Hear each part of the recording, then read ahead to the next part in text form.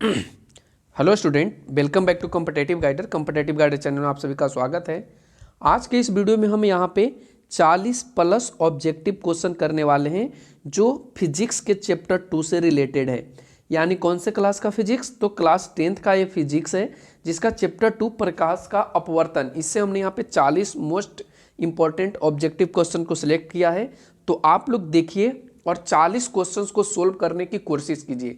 अगर आप लोग ये 40 क्वेश्चन को सोल्व कर पाते हैं तो इसका मतलब है कि आपकी तैयारी बहुत अच्छे तरीके से हो चुकी है, बिल्कुल दमदार तरीके से आपकी तैयारी हो चुकी है और आप एग्जाम में अच्छा स्कोर कर पाएंगे, खास करके साइंस में।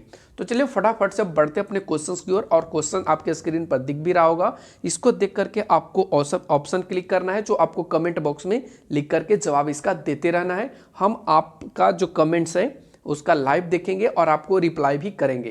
तो चलिए फटाफट से क्वेश्चंस पे आते हैं। क्वेश्चन देखिए, फर्स्ट में कहता है किसी माध्यम के अपवर्तनांक म्यू का मान होता है। म्यू का मान मतलब आप समझ रहे हैं, अपवर्तनांक को म्यू से सूचित किया जाता है। ऑप्शन ए में दिया है साइन आर बटा साइन आई, ऑप्शन बी में दिया है साइन आई बटा साइन आर, ऑप्शन सी में दिया है साइन आई गुना साइन आर और ऑप्शन डी में दिया है sine I plus sine R. तो बताना है कि अपवर्तनांक म्यू बराबर क्या होता है। तो आप सब जब पढ़े होंगे इस चैप्टर को तो आपको बताया गया होगा कि जो म्यू बराबर होता है वो साइन आई बटा साइन आर होता है और ऑप्शन आपका यहाँ पे 20 सही होगा। तो आप यहाँ पे बी ऑप्शन को क्लिक कर लेंगे।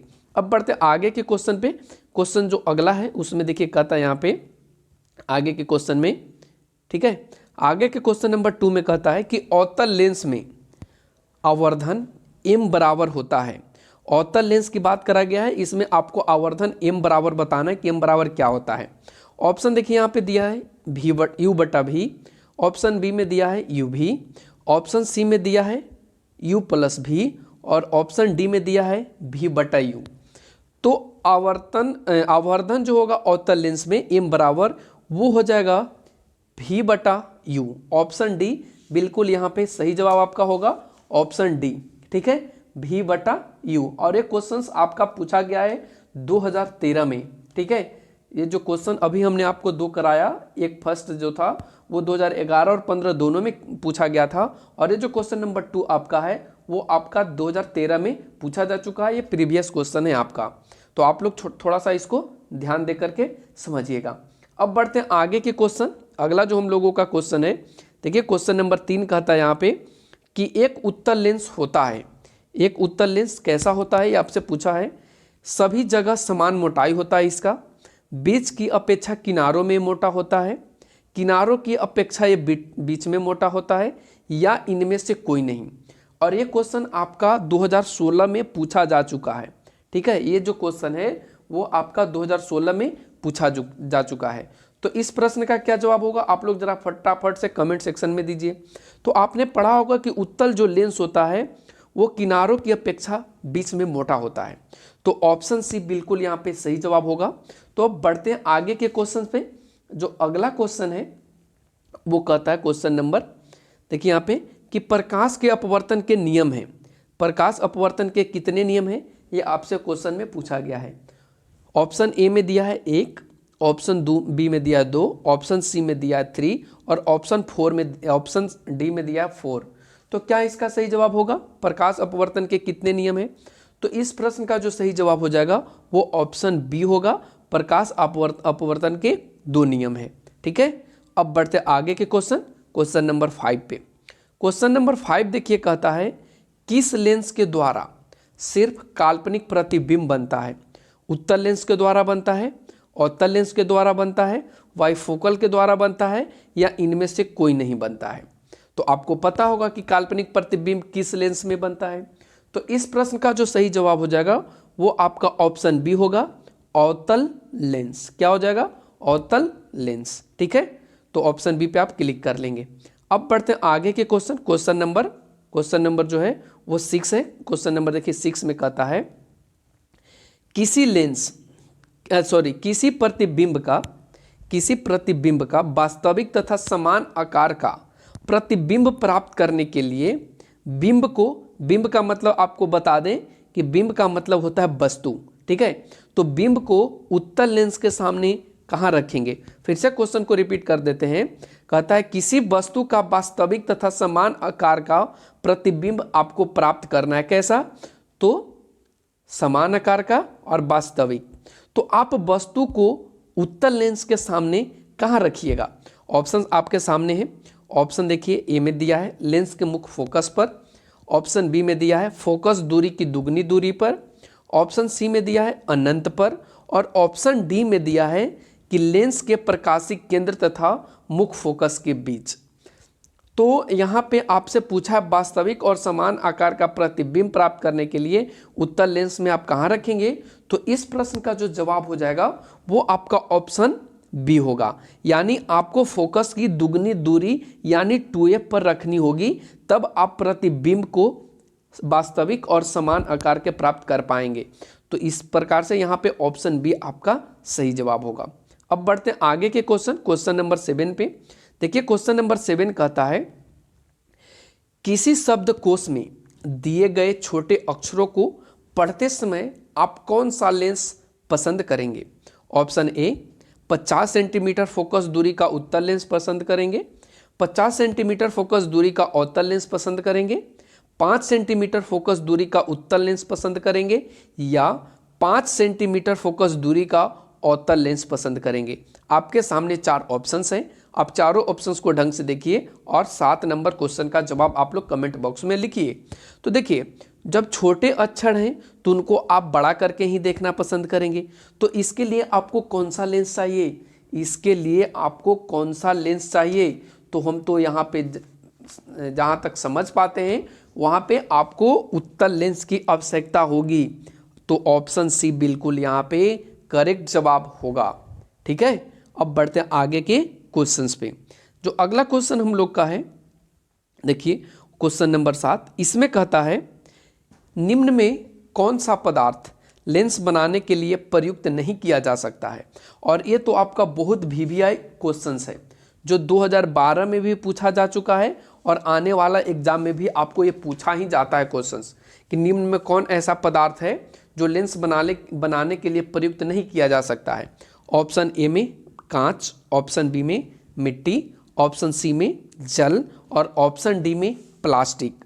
तो वो कौन सा पदार्थ है जो लेंस बनाने में प्रयुक्त नहीं किया जा सकता? तो इस प्रश्न का जो सही जवाब हो जाएगा वो आपका होगा ऑप्शन बी मिट्टी। ठीक है, ऑप्शन बी मिट्टी का उपयोग हम लोग लेंस बनाने में नहीं कर सकते हैं।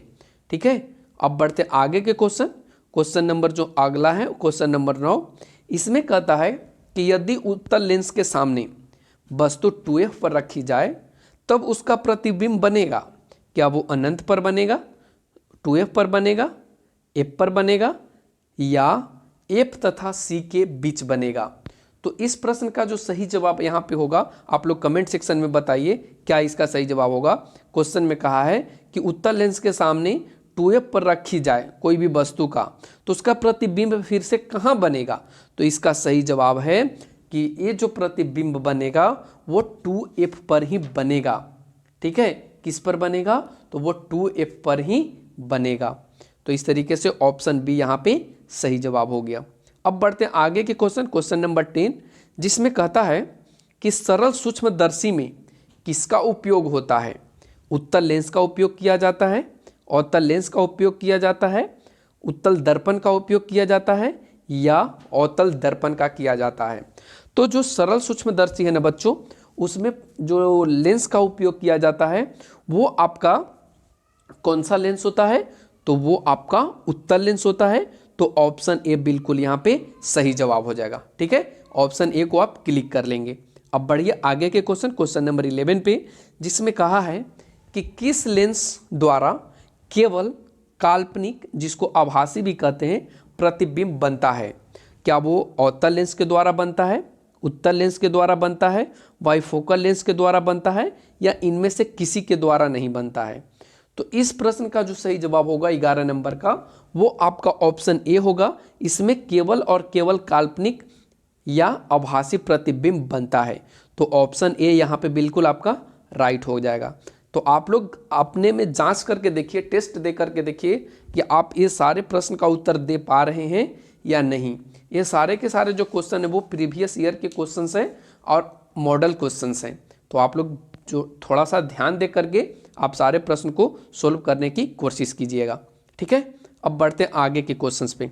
अगला जो क्वेश्चन है क्वेश्चन नंबर 12, इसमें कहा है कि यदि वस्तु उत्तल लेंस के फोकस तथा फोकस दूरी की दूरी के बीच हो तो प्रतिबिंब कहाँ बनेगा। क्या वो प्रतिबिंब काल्पनिक होगा, सीधा होगा, छोटा होगा। ये ऑप्शन ए में बोला है। ऑप्शन बी में बोलता है कि काल्पनिक होगा, उल्टा होगा तथा ये वस्तु से बड़ा बनेगा। ऑप्शन सी कहता है कि वास्तविक बनेगा, उल्टा बनेगा तथा ये वस्तु से छोटा बनेगा। और ऑप्शन डी कहता है कि वास्तविक बनेगा, उल्टा बनेगा तथा वस्तु से बड़ा बनेगा। तो आप थोड़ा सा ध्यान रखना है यहाँ पे एफ तथा फोकस की दूरी यानी एफ और 2f के बीच वस्तु को रखा जा रहा है और आपसे पूछा है कि इसकी प्रतिबिंब कैसा बनेगा, किस तरीके का बनेगा। ये आपसे प्रतिबिंब की प्रकृति को पूछा है। तो क्वेश्चन नंबर 12 का जो यहाँ पे करेक्ट जवाब हो जाएगा वो ये होगा कि जब f और 2f के बीच में आप वस्तु को रखिएगा तो इसका जो प्रतिबिंब बनेगा वो वास्तविक बनेगा, उल्टा बनेगा और वस्तु से बड़ा बनेगा। तो यहाँ पे ऑप्शन डी बिल्कुल आपका सही हो जाएगा। अब बढ़ते हैं आगे के क्वेश्चन नंबर 13 पे, जिसमें कहा है, बहुत इजी क्वेश्चन है, उत्तल लेंस को खाली जगह लेंस भी कहा जाता है। तो बताइए कि उत्तल लेंस को और किस लेंस के नाम से जाना जाता है। क्या अभिसारी लेंस के नाम से जाना जाता है, अपसारी लेंस के नाम से जाना जाता है, बाइफोकल लेंस के नाम से जाना जाता है या इनमें से किसी के नाम से नहीं जाना जाता है। तो ये प्रश्न बहुत ईजी है, सभी बच्चे को ये याद भी होगा कि उत्तल लेंस को अभिसारी लेंस के नाम से जाना जाता है। तो ऑप्शन 13 का ये बिल्कुल आपका सही हो जाएगा। अब बढ़ते आगे के क्वेश्चन नंबर 14, जिसमें कहता है कि लेंस की क्षमता व्यक्त की जाती है। लेंस की क्षमता किसमें व्यक्त की जाती है। क्या वो फोकस दूरी के रूप में व्यक्त की जाती है, फोकस दूरी की दुगना दूरी के द्वारा। सॉरी, यहाँ पे जो आपका ऑप्शंस है ना, ऑप्शंस वो थोड़ा सा अच्छे से देखना है, क्योंकि बहुत से बच्चे इसका क्या करते हैं, लेंस की क्षमता को डायोप्टर लिख देते हैं, ठीक है, यानी कि डायोप्टर डी से सूचित जो किया जाता है ना उस पे। लेकिन ऑप्शंस आपका सही है, आप थोड़ा सा इस पे ध्यान रखना। लेंस की क्षमता व्यक्त की जाती है फोकस दूरी के द्वारा, फोकस दूरी के दुगना द्वारा, ठीक है, या फोकस दूरी के तिगुना द्वारा या फोकस दूरी के व्युत्क्रम द्वारा। तो आपने पढ़ा होगा P बराबर 1/f, ये लेंस की क्षमता होता है, ठीक है, P बराबर 1/f। तो यहाँ से आप इसका सही जवाब निकाल लेंगे कि इसका जो व्युत्क्रम है उसके द्वारा हम लोग इसकी क्षमता को व्यक्त करते हैं। तो इसलिए ऑप्शन डी बिल्कुल यहाँ पे सही जवाब होगा, ठीक है। अब बढ़ते आगे के क्वेश्चन नंबर 15 पे। देखिए क्वेश्चन नंबर 15 कहता है कि उत्तल लेंस द्वारा आवर्धित काल्पनिक प्रतिबिंब तब बनता है जब वस्तु अनंत पर रहती है, फोकस पर रहती है, फोकस और लेंस के बीच रहती है, या फोकस दूरी और दुगनी फोकस दूरी के बीच रहती है, यानी f या 2f के बीच रहती है। ये आपसे क्वेश्चन में पूछा गया है। तो उत्तल लेंस द्वारा जब आवर्धित के मतलब बड़ा और काल्पनिक का मतलब तो समझ में करते हैं, तो कब बनता है प्रतिबिंब। तो इस प्रश्न का जो सही जवाब हो जाएगा ऑप्शंस के अकॉर्डिंग वो ऑप्शन ये होगा कि वस्तु को आप फोकस और लेंस के बीच रखिए, ठीक है, फोकस और लेंस के बीच रखिए, यानी ऑप्शन सी बिल्कुल करेक्ट जवाब होगा। आप सी को यहाँ पे क्लिक कर लेंगे। अब बढ़ते आगे के क्वेश्चन। अगला जो हम लोगों का क्वेश्चन आता है 16 नंबर, इसमें कहता है सघन माध्यम से विरल माध्यम में गमन करने पर आपतन कोण I और अपवर्तन कोण R में क्या संबंध है, यानी I और R में आपसे रिलेशन पूछा है। कब, जब ये विरल माध्यम से सघन में जाते हैं तो, सॉरी सघन से विरल में जाते हैं, ध्यान रखना, सघन से विरल में जाते हैं तब आपतन कोण I और R में क्या रिलेशंस होता है। ऑप्शंस दिए गए हैं, I = R होता है। ऑप्शन देखिए यहाँ पे सारे के सारे, आप इन सारे ऑप्शंस को देखिए, क्या इसका सही जवाब आप दे पाएंगे। तो क्वेश्चन नंबर 16 का जवाब हम आपके लिए छोड़ देते हैं, क्योंकि ये बहुत इजी क्वेश्चन है, आपने पढ़ा भी होगा। तो इस प्रश्न का आप जवाब खुद दे दीजिए, ठीक है। अगर आप लोग को नहीं आता है तो हम कमेंट में इसका जवाब जरूर बता देंगे आप लोगों को, आप लोग जरूर पूछिएगा। चलिए अब क्वेश्चन नंबर हम 17 पे चलते हैं। क्वेश्चन नंबर 17 कहता है कि प्रकाश की चाल सबसे अधिक होती है बहुत इजी क्वेश्चन है। कांच में होती है, वायु में होती है, शून्य यानी निर्वात में होती है, या ए और सी दोनों में होती है। तो कांच की जो प्रकाश की चाल है वो सबसे अधिक किस में होती है, तो आप लोग पढ़े होंगे। तो 17 नंबर का जो सही जवाब आपके सामने निकल कर आ जाएगा वो ये आएगा कि निर्वात में प्रकाश की चाल बहुत अधिक होती है। तो ऑप्शन सी यहाँ पे करेक्ट आंसर आ जाएगा। ठीक है, अब आगे बढ़ते हैं क्वेश्चन नंबर 18 पे। क्वेश्चन नंबर 18 भी बहुत इजी है, जिसमें कहता है कि लाल और नीले वर्ण की किरणों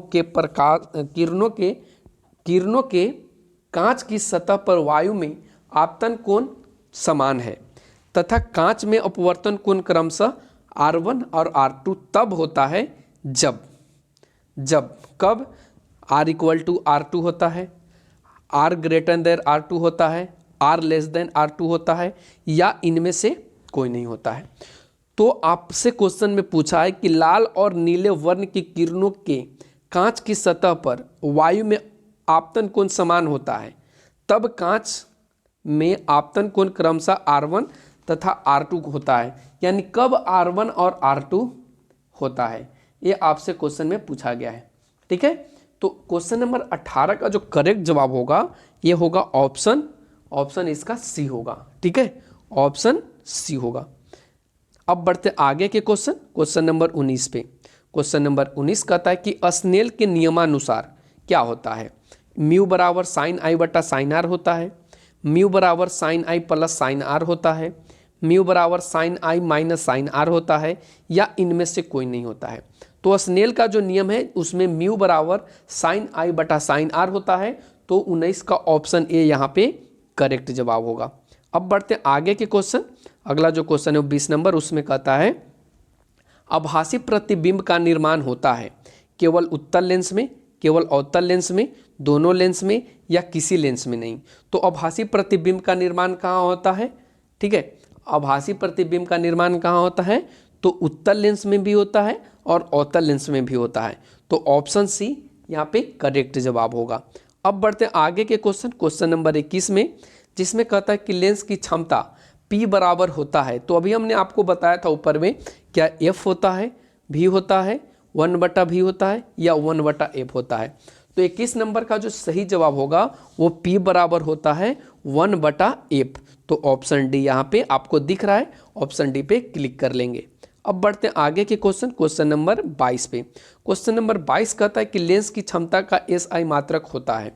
लेंस की क्षमता का एसआई मात्रक क्या होता है, क्या मीटर होता है, मीटर प्रति सेकंड होता है, न्यूटन होता है, या डायोप्टर होता है। तो आप सभी को ये भी प्रश्न का आंसर मालूम होगा कि लेंस की क्षमता का एसआई मात्रक डायोप्टर होता है, और यहाँ ऑप्शन भी डी आपका सही जवाब है। ठीक है, तो ऑप्शन डी को आप क्लिक कर लेंगे। अब बढ़ते हैं आगे के क्वेश्चन नंबर 23 में, जिसमें कहता है कि पानी के भीतर तैरते मनुष्य को किनारे पर स्थित मीनार की ऊंचाई कैसी लगेगी। पानी के भीतर तैरते मनुष्य को किनारे पर कोई स्थित मीनार है, उसकी ऊंचाई उसे कैसे लगेगी, यानी उसको ज़्यादा लगेगी, कम लगेगी, जितनी है उतनी लगेगी, या इनमें से कोई नहीं लगेगी। तो इस प्रश्न का जो उत्तर हो जाएगा बच्चों, आप लोग कमेंट में बताइए इसका ऊंचाई क्या होगा। ज़्यादा लगेगा जब कोई व्यक्ति पानी के भीतर है और वो किसी मीनार को दिखता है। ठीक है, तो ऑप्शन ए बिल्कुल यहाँ पे करेक्ट हो जाएगा।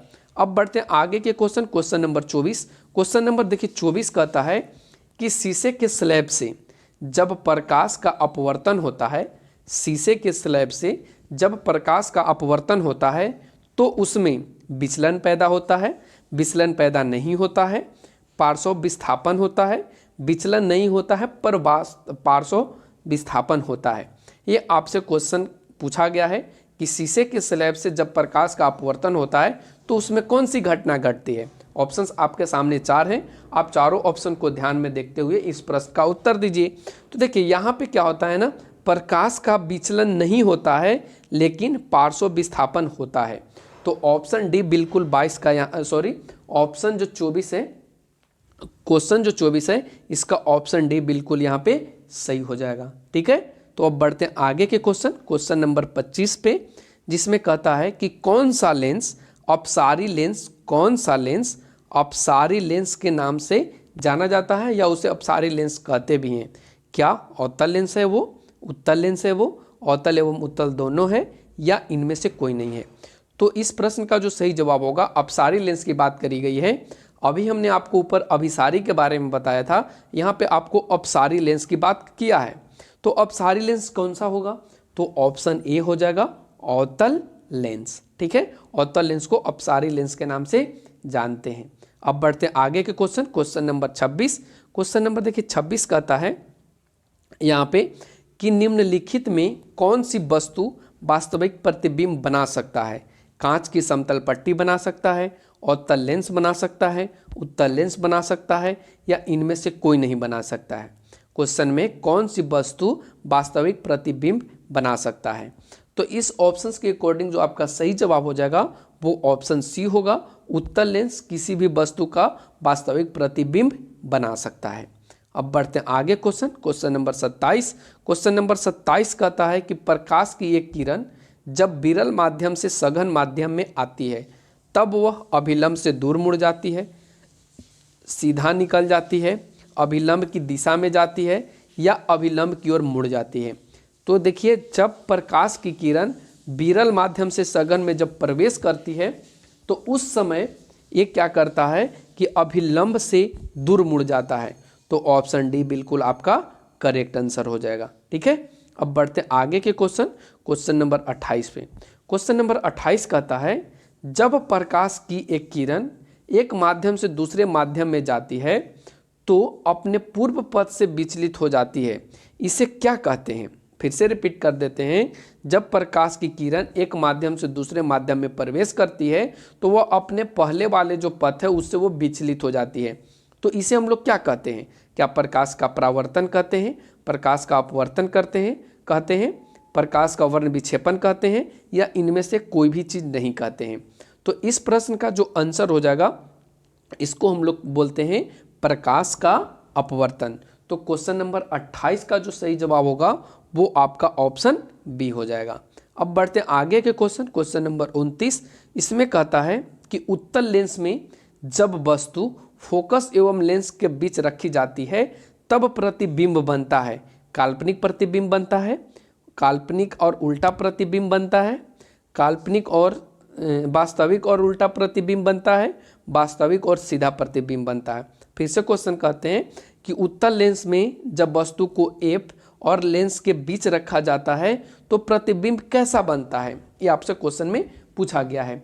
तो इस स्थिति में जो प्रतिबिंब बनेगा वो काल्पनिक बनेगा और सीधा बनेगा। तो ऑप्शन ए यहाँ पे आपका राइट हो जाएगा। अब बढ़ते क्वेश्चन नंबर 30 पे। क्वेश्चन नंबर 30 कहता है कि लेंस का प्रत्येक छोटा भाग कहलाता है या वो किस तरह से काम करता है? उत्तल दर्पण की तरह काम करता है, दर्पण की तरह काम करता है, प्रिज्म की तरह काम करता है, या लेंस की तरह काम करता है? लेंस का जो प्रत्येक छोटा भाग है वो किस तरह काम करता है? तो ऑप्शंस आपके सामने हैं। तो ऑप्शंस के अकॉर्डिंग जो यहाँ पे सही जवाब हो जाएगा वो ये होगा कि वह प्रिज्म की तरह काम करता है। किसके तरह काम करता है?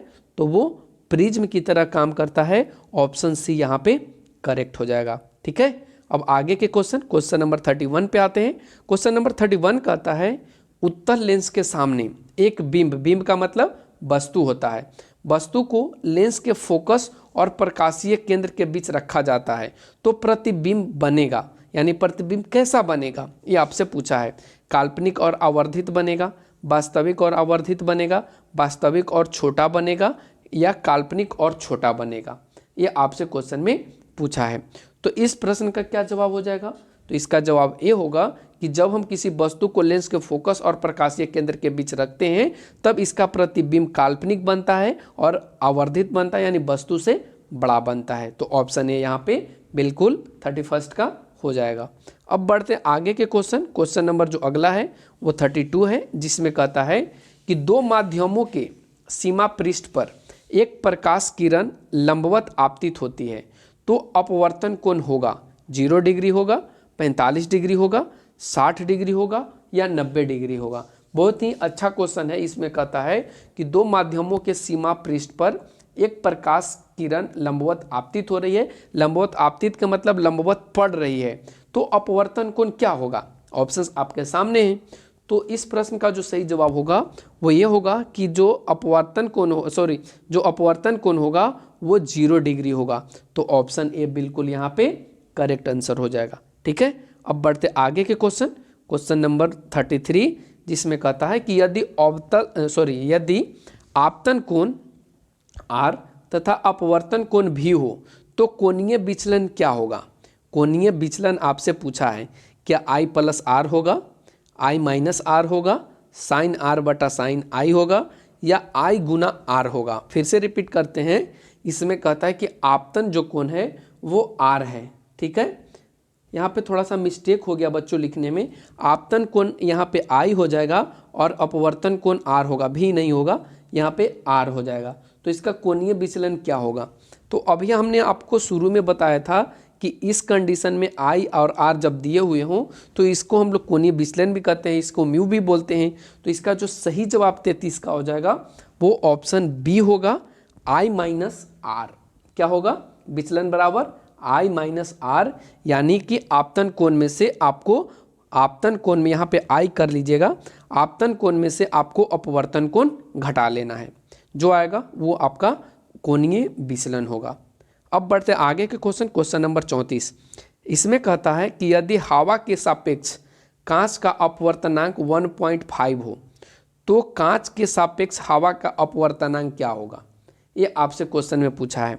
ऑप्शन आपके सामने दिया 1.5, ऑप्शन में दिया 1.5 प्लस 1, ऑप्शन सी में दिया है 1.5 माइनस 1, और ऑप्शन डी में दिया है 1/1.5।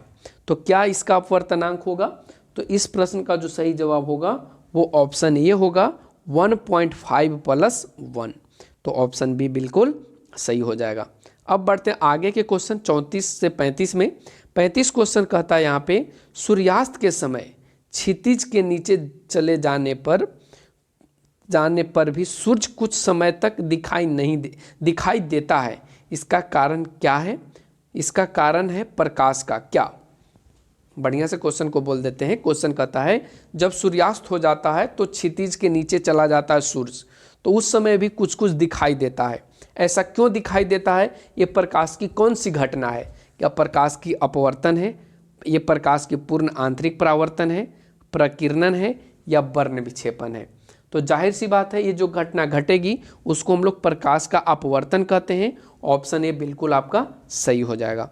अब बढ़ते आगे क्वेश्चन नंबर जो अगला है 36, उसमें देखिए कहता है कि दो डायोप्टर, डी का मतलब यहाँ पे डायोप्टर की बात करा गया है, क्षमता वाले लेंस का फोकसांतर क्या होगा। यानी एफ बराबर आपसे पूछा है, तो आपने तो पढ़ा है P बराबर 1/f, जिसमें P का वैल्यू दिया है, F आपको निकालना है। ऑप्शन में दिया 20 सेंटीमीटर, 30 सेंटीमीटर, 40 सेंटीमीटर, 50 सेंटीमीटर। तो इस प्रश्न का जो सही जवाब हो जाएगा ऑप्शंस के अकॉर्डिंग वो आपका ऑप्शन हो जाएगा 50 सेंटीमीटर। अब कैसे होगा आप लोग जरा कमेंट सेक्शन में इस प्रश्न को सोल्व करके बताइएगा। अगर नहीं आ रहा है तो आप लोग पूछिएगा भी, हम आपको बताने की कोशिश पूरी तरीके से जरूर करेंगे। अब बढ़ते आगे क्वेश्चन नंबर 37, जिसमें कहता है कि 1 मीटर फोकस दूरी वाले लेंस की क्षमता क्या होगी। तो आपने तो फिर वही चीज़ पढ़ा है, P बराबर 1/f, जिसमें f का मान दिया है 1, तो 1/1 के मतलब क्या हो जाएगा यहाँ पे 1। तो ये क्या होगा, ऑप्शन दिया है -1 डायोप्टर, ऑप्शन बी दिया 1 डायोप्टर, ऑप्शन सी में दिया 2 डायोप्टर, और ऑप्शन डी में दिया है 1.5 डायोप्टर।